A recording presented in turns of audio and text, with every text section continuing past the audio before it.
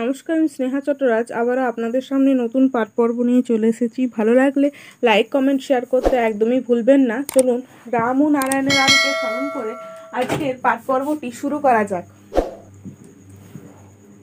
আজকের বিষয়বস্তুটি হলো, কিন্তু এই নামধ্বনির ফল খেতে এত বিলম্ব কেন হচ্ছে? ডিমের তায়ের মাত্রা পূর্ণ না হওয়া পর্যন্ত যেমন পাখির বিকাশ হয় না, তেমনি নামের মাধ্যমে ছড়ান ওস্কারের তেজগুলো পৃথিবী বলয়কে জমাট না বাঁধা পর্যন্ত পৃথিবীর পরিবেশে পাল্টাবে না।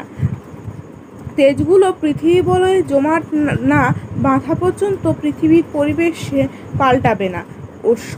ওই ওঙ্কারের ডিমগুলো ফুটবে না। এর সাথে আরও অনেক কিছুই যুক্ত আছে। প্রকৃতির অঘোষ নিয়মও সৃষ্টিজগতের কাল একটা মস্ত বড় ফ্যাক্টর। কাল পূর্ণ না হওয়া পর্যন্ত বিরাটের শক্তির প্রকাশ ঘটবে না।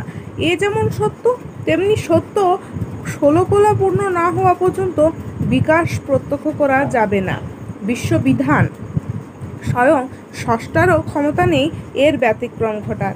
রাত 2টোতে মশা, ছারপোকা, সাপ, খোপ, চোর, লম্পটের দাপট চলেছে সারা রাজ্য জুড়ে। রাজ্যবাসী কোটি কোটি মানুষ যদি প্রার্থনা করে, হে আল্লাহ, হে গড, হে কৃষ্ণ কালী ব্রহ্ম, সূর্যকে তুলে দাও, তাহলে অতি সহজে এদের হাত থেকে রেহাই পেয়ে যাবে। সূর্য উঠবে, কাল ভাগ করা।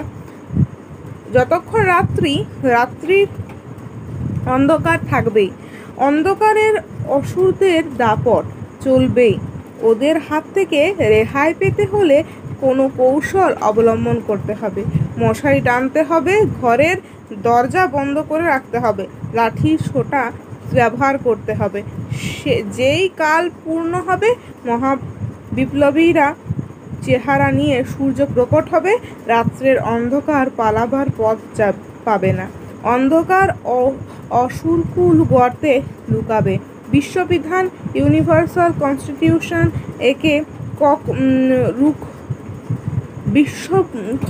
বিশ্বব্রহ্মাণ্ডে কোনো শক্তি নেই, স্বয়ং স্রষ্টারও নেই যে এখানকার কালী মূর্তি তার দৃষ্টান্ত স্বরূপ করবে।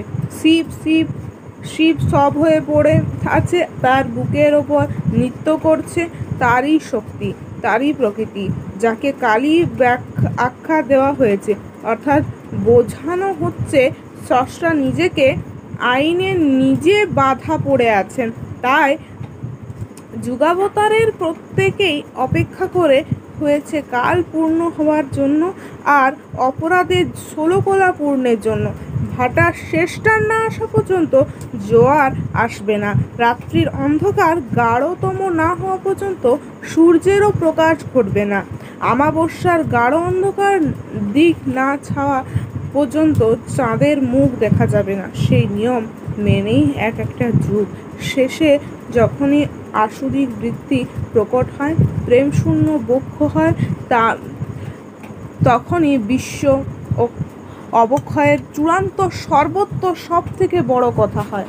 মাতৃজাতির ওপর যখন অত্যাচার হয় চূড়ান্ত, তখনই বিরাটের শক্তির প্রকাশ ঘটে। যুগ ও ইতিহাসের সেই সাধ্যই দেয়। তাই দৃষ্টান্তস্বরূপ গীতায় দ্রৌপদীর ওপর ব্যভিচার ঘটানো হয়েছিল। প্রকৃতপক্ষে একজন সীতা, একজন দ্রৌপদীর ওপর ব্যভিচার ঘটেছিল তা নয়, সে সমস্ত বিষয়েই ঘটেছিল। তাই এত দীর্ঘদিনের অপেক্ষা। আজ বিশ্বব্যাপী ভাটার টান চলেছে। দয়া, মায়া, স্নেহ, প্রেম, প্রীতি, ভালোবাসা মানুষের মন থেকে, সমাজ রাষ্ট্রের বুক থেকে নিশ্চিত হয়ে গেছে।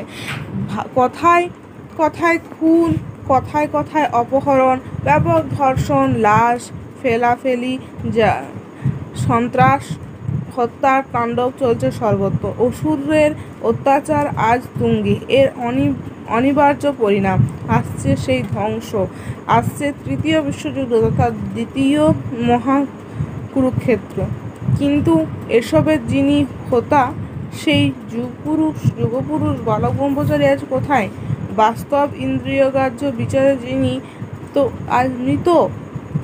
ব্যাপকভাবে প্রচারের কথা হয়েছে। কলকাতার রতনবাবুর শ্মশানঘাটে তার মরদেহ দান করা হয়েছে। এখানে আসছে নির্বিকল্প সমাধি তত্ত্ব পরবর্তী অপারেশনের সৎকার নামক অভিনব নাটকের প্রসঙ্গ বা বালক ব্রহ্মচারী লীলা নাটকের এক গুরুত্বপূর্ণ অংশ। ভাবতে অবাক লাগে, কলকাতার এক নামী হাসপাতালে বিলেত ফেরত ডাক্তারেরা যারা ডেথ সার্টিফিকেট দিয়েছে, দিনের পর দিন জনগণ প্রত্যক্ষ করেছে একটা শায়িত মৃতদেহ, প্রাণের স্পন্দন শূন্য, নিথর। সেখানে একজন ব্যক্তি, মাত্র একজন অবাস্তব ধুয়ো তুল্য। মৃত্যু নয়, এটা বালক ব্রহ্মচারী মহারাজের নির্বিকল্প সমাধি। আবার উঠবেন, তার প্রতিশ্রুতি নির্ধারিত কাজ শেষ করে তবে তিনি যাবেন, তার আগে তিনি যেতে পারেন না। অবিশ্বাস্য অবাস্তব দাবি। তার সাপেক্ষে যুক্তি 1960 সালে দীর্ঘ 21 দিন ব্যাপী তার নির্বিকল্প সমাধিতে অবস্থান যুক্তি। তার মুখের বাক্য বেদ বাক্য, অভ্রান্ত ফালতু কথা তিনি বলেন না। নিজের স্বার্থ বলে তার কিছু ছিল না। অকারণে নাম ফাটানোর জন্য বা দলাদলির কারণে কোনোদিন তিনি বকুনি দেননি। তাহলে দুটো শিবের ভাগ হয়ে গেল জনগত। মাত্র কয়েক সহস্র ভক্ত নির্বিকল্প সমাধির সাপেক্ষে মত দিল, অবশিষ্ট সবাই। বাস্তবে কি তা হয়? এক কথায় সারা দুনিয়া তার বিরুদ্ধে। আর একটা নীতিগতভাবে একটা বুক পেতে দিয়ে শারীরিক, মানসিক, আত্মিক সব রকমের আক্রমণ প্রতিরোধ করছে। এটা ভাবা যায়, যদি এর পিছনে সূক্ষ্ম মহাশক্তির কাজ থাকে তবেই এটা সম্ভব। বাস্তবে তাই হয়েছে। নমস্কার, আজ এ পর্যন্তই। পরবর্তী পাঠ পর্ব খুব শীঘ্রই আসছে। রাম ও নারায়ণ রাম, রাম ও নারায়ণ রাম, রাম ও নারায়ণ রাম।